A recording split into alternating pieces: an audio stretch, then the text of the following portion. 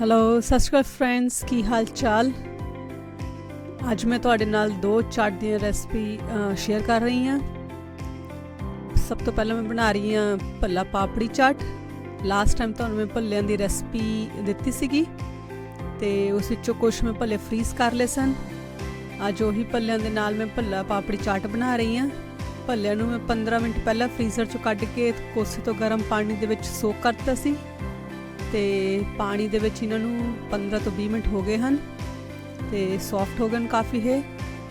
ਅਤੇ ਹੁਣ ਇਸ ਨੂੰ ਮੈਂ ਹਲਕੇ ਹੱਥਾਂ ਨਾਲ ਪਾਣੀ ਨੂੰ ਨਿਚੋੜ ਕੇ ਅਤੇ ਆਪਣੀ ਪਲੇਟ ਵਿੱਚ ਅਸੀਂ ਰੱਖਾਂਗੇ। ਅਤੇ ਆਹ ਦੇਖੋ, ਮੈਂ ਸਾਰੇ ਭੱਲਿਆਂ ਦੇ ਪਾਣੀ ਸਕਵੀਜ਼ ਕਰ ਲਿਆ ਹੈ।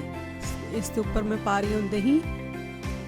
ਇਹ ਵੀ ਤੁਹਾਨੂੰ ਮੈਂ ਦੱਸਿਆ ਸੀ ਭੱਲਿਆਂ ਦੇ ਵਿੱਚ ਕਿ ਕਿਸ ਤਰ੍ਹਾਂ ਆਪਾਂ ਦਹੀਂ ਦੇ ਵਿੱਚ ਕਿਹੜੇ ਕਿਹੜੇ ਮਸਾਲੇ ਇਸਤੇਮਾਲ ਕਰਦੇ ਹਨ। ਇਹ ਮਿੱਠਾ ਦਹੀਂ ਹੁੰਦਾ ਹੈ। ਇਹ ਰੈਸਪੀ ਬਹੁਤ ਈਜ਼ੀ ਹੈ। ਬੇਸਿਕਲੀ ਤੁਹਾਨੂੰ ਮੈਂ ਇਹ ਦੱਸ ਰਹੀ ਹਾਂ ਕਿ ਜੇ ਤੁਹਾਡੇ ਕੋਲ ਚੀਜ਼ਾਂ ਰੈਡੀ ਹਨ ਤਾਂ ਤੁਸੀਂ ਕਿਸ ਤਰ੍ਹਾਂ ਝਟਪਟ ਕੋਈ ਵੀ ਚਾਟ ਰੈਡੀ ਕਰ ਸਕਦੇ ਹੋ। ਅਤੇ ਆਹ ਮੈਂ ਪਾਪੜੀ ਬਾਜ਼ਾਰ ਤੋਂ ਲੈ ਕੇ ਆਈ ਹੋਈ ਹਾਂ। ਤੁਸੀਂ ਚਾਹੋ ਤਾਂ ਘਰ ਵੀ ਪਾਪੜੀ ਬਣਾ ਕੇ ਸਟੋਰ ਕਰ ਸਕਦੇ ਹੋ।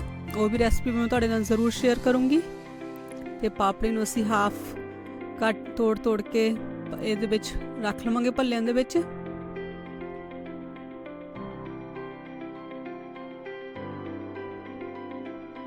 ਇਸ ਦੇ ਉੱਪਰ ਹੀ ਮੈਂ ਪਾ ਰਹੀ ਹਾਂ ਬੋਇਲ ਕੀਤੇ ਹੋਏ ਚਨੇ, ਚਿੱਟੇ ਛੋਲੇ। ਆਹ ਦੇਖੋ, ਇਸ ਨੂੰ ਮੈਂ ਬੋਇਲ ਕਰ ਲਿਆ ਸੀਗਾ। ਜਦ ਵੀ ਮੈਂ ਛੋਲੇ ਬੋਇਲ ਕਰਦੀ ਹਾਂ ਮੈਂ ਥੋੜ੍ਹੇ ਐਕਸਟਰਾ ਕਰ ਲੈਂਦੀ ਹਾਂ ਅਤੇ ਇਸ ਤਰ੍ਹਾਂ ਚਾਟ ਲਈ ਕੰਮ ਆ ਜੇ ਹਨ। ਜੇ ਤੁਹਾਡੇ ਕੋਲ ਨਹੀਂ ਬਣ ਤਾਂ ਤੁਸੀਂ ਕੇਨ ਵਾਲੇ ਛੋਲੇ ਵੀ ਯੂਜ਼ ਕਰ ਸਕਦੇ ਹੋ। ਪਰ ਜੇ ਆਪਾਂ ਛੋਲੇ ਬੋਇਲ ਕਰਾਂਗੇ ਤਾਂ ਥੋੜ੍ਹਾ ਧਿਆਨ ਰੱਖੀ ਕਿ ਬਹੁਤ ਜ਼ਿਆਦਾ ਮੈਂ ਬੋਇਲ ਨਹੀਂ ਕੀਤੇ ਹੋਏ ਹਨ। ਥੋੜ੍ਹੀ ਇਹਨਾਂ ਦੀ ਸ਼ੇਪ ਰਹਿਣੀ ਚਾਹੀਦੀ ਹੈ, ਹਲਕਾ ਜਿਹਾ ਕਰੰਚ। ਅਤੇ ਨਾਲ ਹੀ ਮੈਂ ਇਸ ਦੇ ਉੱਪਰ ਪਾ ਰਹੀ ਹਾਂ ਭੁੱਜਿਆ ਹੋਇਆ ਜੀਰਾ ਪਾਊਡਰ।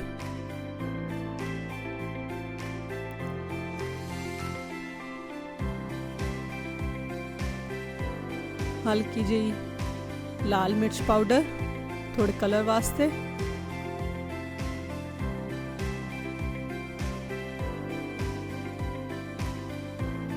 ਅਤੇ ਨਾਲ ਹੀ ਮੈਂ ਇਸ ਦੇ ਉੱਪਰ ਹੁਣ 3 ਅਲੱਗ ਤਰ੍ਹਾਂ ਦੀਆਂ ਚਟਨੀ ਪਾ ਰਹੀ ਹਾਂ। ਇਹ ਚਟਨੀ ਮੈਂ ਬਣਾ ਕੇ ਫਰਿੱਜ ਵਿੱਚ ਰੱਖ ਲੈਂਦੀ ਹਾਂ। ਆਰਾਮ ਨਾਲ 3 ਤੋਂ 4 ਮਹੀਨੇ ਫਰਿੱਜ ਵਿੱਚ ਰਹਿੰਦੀਆਂ ਹਨ, ਕੋਈ ਖ਼ਰਾਬ ਨਹੀਂ ਹੁੰਦੀ ਇਹ। ਬਸ ਤੁਸੀਂ ਧਿਆਨ ਰੱਖਣਾ ਹੈ ਕਿ ਗਿੱਲਾ ਚਮਚਾ ਯੂਜ਼ ਨਹੀਂ ਕਰਨਾ ਇਸ ਨੂੰ। ਜਦ ਯੂਜ਼ ਕਰ ਰਹੇ ਹੋ ਧਿਆਨ ਦੇਵੋ ਕਿ ਚਮਚਾ ਸਾਫ਼ ਹੋਵੇ, ਫਿਰ ਚਟਨੀ 3 ਤੋਂ 4 ਮਹੀਨੇ ਖ਼ਰਾਬ ਨਹੀਂ ਹੁੰਦੀ ਫਰਿੱਜ ਵਿੱਚ ਬਿਲਕੁਲ ਵੀ। ਸਭ ਤੋਂ ਪਹਿਲਾਂ ਮੈਂ ਪਾਈ ਸੀ ਇਸ ਦੇ ਉੱਪਰ ਖੱਟੀ ਮਿੱਠੀ ਚਟਨੀ। ਉਸ ਤੋਂ ਬਾਅਦ ਮੈਂ ਪਾਈ ਹੈ ਇਮਲੀ ਦੀ ਚਟਨੀ ਅਤੇ ਹੁਣ ਮੈਂ ਪਾ ਰਹੀ ਹਾਂ ਇਹਦੇ ਵਿੱਚ ਪੁਦੀਨੇ ਦੀ ਚਟਨੀ।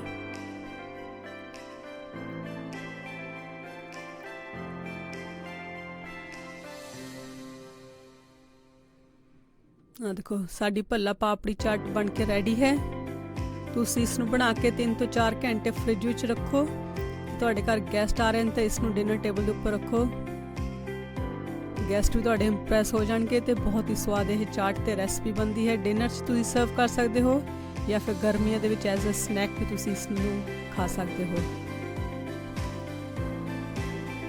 ਆਓ ਹੁਣ ਤੁਹਾਡੇ ਨਾਲ ਮੈਂ ਸ਼ੇਅਰ ਕਰ ਰਹੀ ਹਾਂ ਦੂਜੀ ਰੈਸਪੀ, ਜੋ ਹੈ ਪਾਪੜੀ ਸੇਵ ਚਾਟ। ਇਹ ਬੰਬੇ ਦੀ ਕਾਫੀ ਫੇਮਸ ਚਾਟ ਹੈ ਅਤੇ ਇਹ ਵੀ ਬੜੀ ਛੇਤੀ ਰੈਡੀ ਹੁੰਦੀ ਹੈ। ਜੇ ਤੁਹਾਡੇ ਕੋਲ ਚਟਨੀਆਂ ਘਰ 'ਚ ਬਣੀਆਂ ਹੋਈਆਂ ਹਨ ਤੁਸੀਂ ਝਟਪਟ ਇਸ ਨੂੰ ਬਣਾ ਸਕਦੇ ਹੋ। ਇਸ ਲਈ ਮੈਂ ਇੱਕ ਪਲੇਟ ਵਿੱਚ ਲੈ ਰਹੀ ਹਾਂ ਪਾਪੜੀ, ਜੋ ਪਾਪੜੀ ਅਸੀਂ ਭੱਲਿਆਂ ਲਈ ਰੈਡੀ ਕੀਤੀ ਸੀ। ਤੁਸੀਂ ਇਸ ਤਰ੍ਹਾਂ ਕੋਈ ਵੀ ਪਾਪੜੀ ਬਾਜ਼ਾਰ ਤੋਂ ਲੈ ਕੇ ਰੱਖ ਲਓ। ਕਦੀ ਵੀ ਤੁਹਾਡਾ ਚਾਟ ਖਾਣ ਨੂੰ ਜੀ ਕਰੇ ਅਤੇ ਚਟਨੀਆਂ ਤੁਹਾਡੇ ਕੋਲ ਰੈਡੀ ਹੋਣ ਤਾਂ ਤੁਸੀਂ ਇਹ ਚਾਟ ਬਣਾ ਸਕਦੇ ਹੋ। ਆਹ ਦੇਖੋ, ਮੈਂ ਪਹਿਲਾਂ ਪਾਪੜੀ ਦੀ ਲੇਅਰਿੰਗ ਕਰ ਰਹੀ ਹਾਂ। ਇਸ ਦੇ ਉੱਪਰ ਹੁਣ ਮੈਂ ਕੋਈ ਵੀ ਚਟਨੀ ਪਾਊਂਗੀ। ਮੈਂ ਯੂਜ਼ ਕਰ ਰਹੀ ਹਾਂ ਇਮਲੀ ਦੀ ਚਟਨੀ। ਤੁਸੀਂ ਚਾਹੋ ਤਾਂ ਬਾਰਬੀਕਿਊ ਸੌਸ ਵੀ ਯੂਜ਼ ਕਰ ਸਕਦੇ ਹੋ ਜਾਂ ਫਿਰ ਟਮਾਟੋ ਸੌਸ ਵੀ ਯੂਜ਼ ਕਰ ਸਕਦੇ ਹੋ।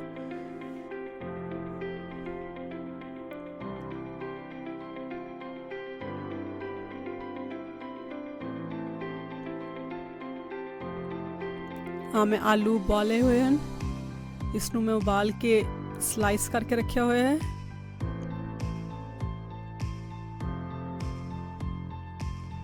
ਹੁਣ ਅਸੀਂ ਇੱਕ ਲੇਅਰ ਇਸ ਦੇ ਉੱਪਰ ਆਲੂਆਂ ਦੀ ਪਾਵਾਂਗੇ, ਪਰ ਧਿਆਨ ਰੱਖਿਓ ਕਿ ਆਲੂ ਗਰਮ ਨਾ ਹੋਣ, ਨਹੀਂ ਤਾਂ ਇਸਨੇ ਸਾਡੀ ਚਾਟ ਨੂੰ ਸੋਗੀ ਕਰ ਦੇਣਾ ਹੈ।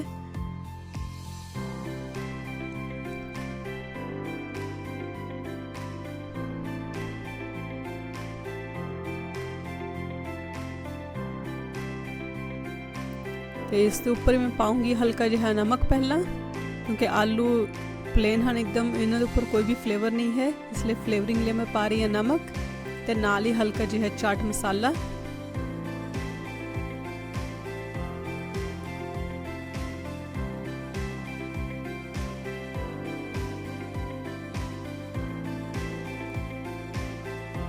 पुदीने धनिए दी चटनी,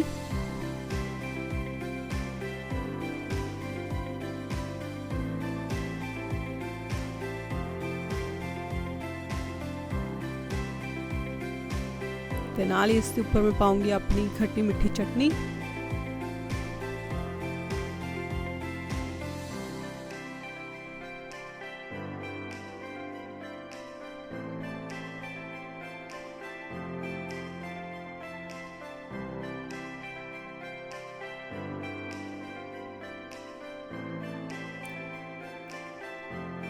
क्रंच ले मैं पा रही हूँ बारीक कटे हुए प्याज।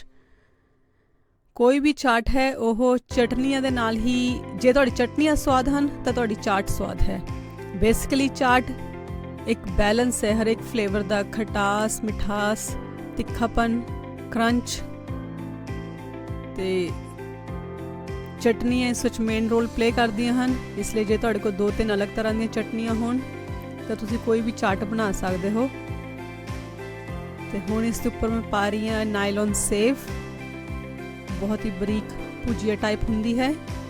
बॉम्बे में तुम देखोगे कोई भी चाट तुसी लेने हो तो उसके ऊपर सेव जरूर होंगी है।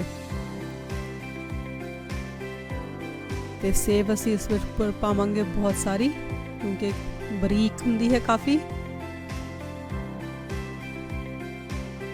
हाँ देखो ऑलरेडी साड़ी चाट कितनी सोहनी लग रही है।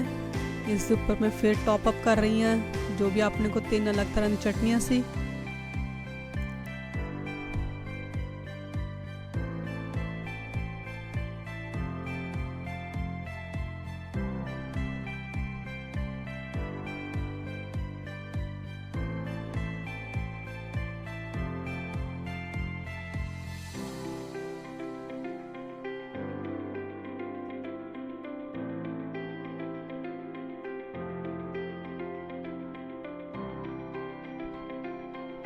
ऊपर हल्का जिहा फिर तो प्याज ते टमाटर,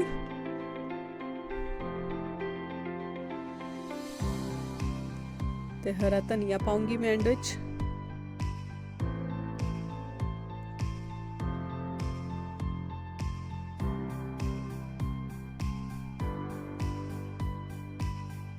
मैं इस विच पा रही हूँ डोरिटोस। तुसी चाहो तो इसनू इस तरह ही खा सकते हो, या फिर थोड़ा एक्स्ट्रा करना चाहते हो तो कोई भी अपने फेवरेट चिप्स ताकि इसनू तुसी डेकोरेट कर सकते हो, सर्व कर सकते हो। इसनू तुहाडे घर मेहमान आ रहे हैं तो इसका बड़ी प्लेट में असैंबल करके रख लो, काफ़ी सोहनी लगती है ते आसानी नाल इसनू तुसी खा सकते हो। बस पापड़ी चक्को एक ते तुहाडी यह चाट रेडी है as appetiser, as a starter. जरूर शेयर करो तुहानू ये रेसिपी किस तरह की लगी, ते अपने घर च बनाओ ते चैनल नू सबसक्राइब जरूर करो। Thank you.